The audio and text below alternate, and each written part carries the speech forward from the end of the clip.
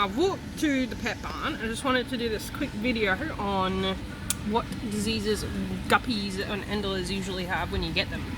So you probably look at these and think that they look perfectly healthy, but there's usually subclinical disease in most fish groupings or like guppies. So straight away, we're looking through these, we can see some of them have very red gills. Now where's that one that had red gills? Their gills actually look all quite irritated.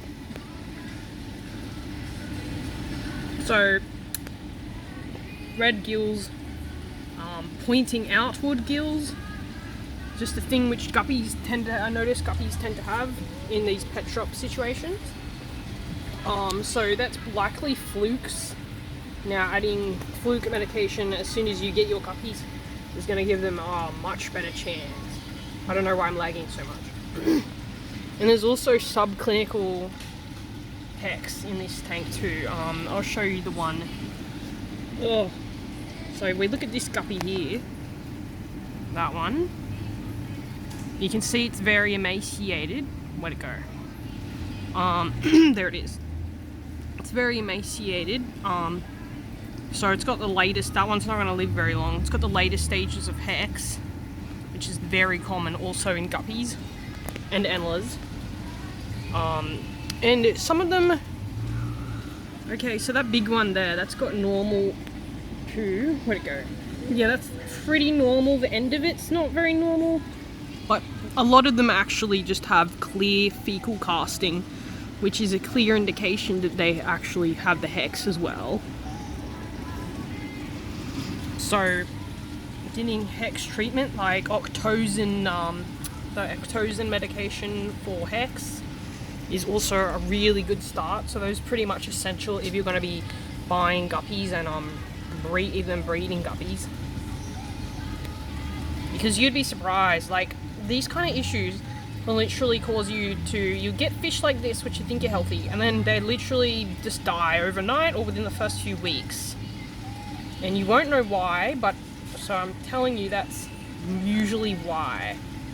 Or another thing is if they suddenly start missing tails, and like if they're suddenly half their tail starts disappearing, that's an bacterial infection, which is completely different, harder to treat. Now this one you can see it's got fecal casting coming out, so that's hex, and its gills are actually more inflamed too. So octozin, which is dimetridazole, will treat this. I actually really like that female guppy. She's a yellow cobra guppy with the yellow cobra on one of her X chromosomes, because it's gender linked. So she would be a good one to actually breed, but I'm actually walking around at the moment. So, and also she's got quite bad gill flukes too. It's very sad. Maybe I'll come back tomorrow and try to help her, because she really won't live long in these conditions, like a week too. Yeah, so hopefully that would help somebody out there which is dealing with their guppies are dying or endlers are dying and you just don't know why. So that's usually the reason why. So you can treat that. So octozin, really good for quarantine, and so is praziquantel. Or you can use general cure, because general cure has metronidazole, which is good, but I feel like dimetridazole is probably better. But it's just general cure has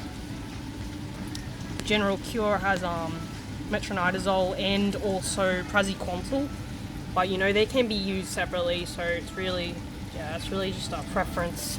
So that's the stuff that those fish have in common. I'm going to do one talking about mollies in a second now, tetras.